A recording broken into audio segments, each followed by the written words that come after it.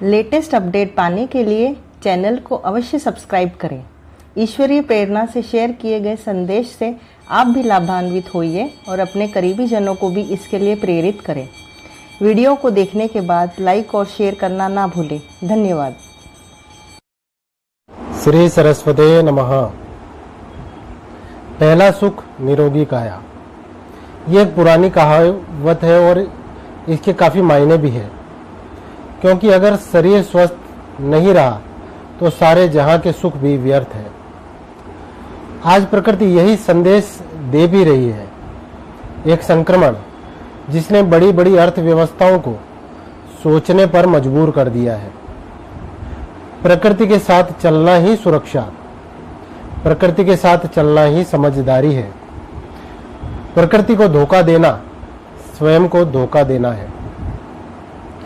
मनुष्य अभी भयभीत है, भयभीत होने का कारण भी है। ऐसा संक्रमण जिसका पूर्णतः उपचार पद्धति अभी तक प्राप्त नहीं है। इसमें सावधानी ही सर्वश्रेष्ठ उपाय है और सावधानी तो मनुष्य जीवन के नियमित अंग के रूप में स्वीकृत हो चुकी है। स्वच्छता के साथ साथ संक्रमण से बचाव के विविध उपाय जैसे हाथ समय समय पर धोना, सोशल डिस्टेंस का पालन करना और मास्क का उपयोग काफी हद तक सुरक्षा प्रदान करते हैं। साथ ही साथ कुछ आयुर्वेदिक उपाय जैसे काढ़े और विविध औषधि का प्रयोग इम्यून सिस्टम, रोग प्रतिरोधक शक्ति में वृद्धि कर विविध प्रकार से संक्रमण को दूर रखने में अत्यधिक सहायक है। योग के द्वारा एवं दिनचर्या में सहज बदलाव कर जाने अनजाने कई प्रकार के रोगों का सामना करने में सक्षम हो सकते हैं। मूल वहीं आ जाता है। संयमित जीवन, प्राकृतिक संसाधनों का सम्मान के साथ यथाचित उपयोग करेंगे तो समृद्ध भी रहेंगे और स्वस्थ भी। ज्योतिष आपके व्यक्तिगत जीवन में दृष्ट, भूत, वर्तमान एवं भविष्य के विविध आयामों को समझने का प्रयास करते हुए आपके जीवन में संतुलन लाने का प्रयास करता है। बदलाव कुछ हद तक कर्म के सिद्धांत द्वारा ही सक्षम है। मनुष्य इन आयामों को समझ अपने जीवन में होने वाली घटनाओं को सहज रूप से स्वीकार कर आनंद के साथ हर पल को व्यतीत कर सकता है। वर्तमान समय में शरीर की सुरक्षा एक महत्वपूर्ण विषय बना हुआ है। भय मन के किसी कोने में विद्यमान रहा ही करता है। जब प्रकृति अपना काम कर रही हो तो हमारे भय को दूर करने के दो ही रास्ते हैं: प्रकृति के नियमों का पालन और परमात्मा की शरणागति। जन्म कुंडली के आधार पर परमात्मा के किस स्वरूप की आराधना शरीर की सुरक्षा प्रदान करने में विशेष सहायक सिद्ध हो सकती है, आज आपको उसकी जानकारी प्रदान करते हैं। इसके लिए आपको अपनी कुंडली स्वयं देखनी होगी, जिसका प्रकार हम आपको बताते हैं। जन्म कुंडली का पहला घर देखिए, जैसा स्क्रीन पर दिखाई दे रहा है। अभी वहां एक नंबर है, वहां 1 से लेकर 12 तक नंबर हो सकते हैं।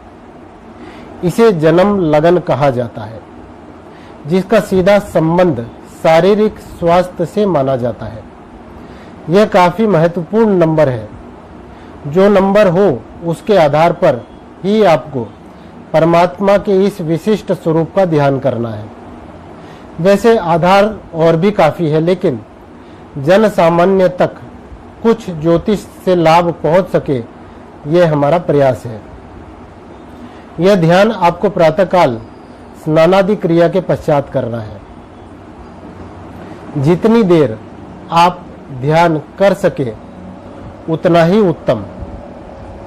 ध्यान समय की कोई भी सीमा नहीं है, लेकिन याद रहे सिर्फ ध्यान ही करना है।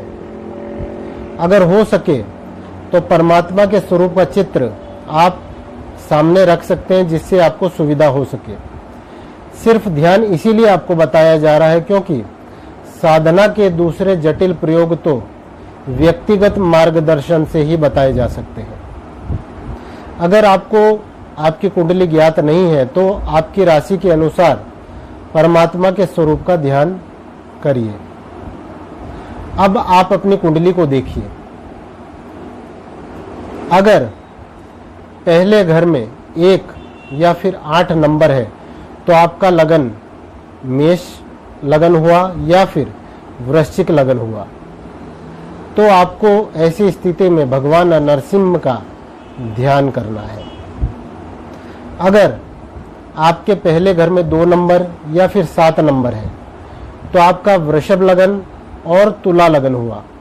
ऐसी स्थिति में आपको भगवान परशुराम का ध्यान करना है। अगर पहले घर में 3 नंबर या फिर 6 नंबर हुआ तो इसका मतलब आपका मिथुन लगन या फिर कन्या लगन हुआ। ऐसी स्थिति में आपको भगवान विष्णु का ध्यान करना चाहिए। अगर आपके पहले घर में 4 नंबर है अर्थात आपका कर्क लगन है तो आपको भगवान के कृष्ण अवतार का ध्यान करना है। अगर आपकी कुंडली में पहले घर में 5 नंबर अर्थात सिंह लगन है तो आपको मर्यादा पुरुषोत्तम भगवान श्री राम का ध्यान आपको करना चाहिए। अगर आपकी कुंडली में 9 नंबर पहले घर में आते हैं, मतलब अगर आपकी कुंडली धनु लगन की है तो आपको स्वाभाविक रूप से वामन भगवान का ध्यान करना चाहिए। अगर आपकी कुंडली में पहले घर में 10 नंबर है यानी मकर लगन की आपकी कुंडली हुई तो ऐसी स्थिति में भगवान के कच्छप अवतार का आपको ध्यान करना चाहिए। 11 नंबर मतलब कुंभ लगन की कुंडली होने पर भगवान विष्णु के वराह अवतार का ध्यान आपको विशेष रूप से करना चाहिए। यह काफी आपके लिए उत्तम रह सकता है। पहले घर में 12 नंबर होने से मीन लगन बनता है। उस स्थिति में मीन अवतार का ध्यान आपके लिए शारीरिक सुरक्षा में मददगार सिद्ध हो सकता है। ज्योतिष आपकी शारीरिक, मानसिक, आध्यात्मिक समस्त प्रकार की दुविधा को समझ ईश्वर की कृपा प्राप्ति का मार्ग आपको बतलाने का प्रयास करता है। हमारा यही प्रयास है। राशि के द्वारा बताए गए ध्यान को अवश्य करिएगा और आप अपने अनुभव हमारे साथ साझा भी अवश्य करिएगा। श्री सरस्वते नमः।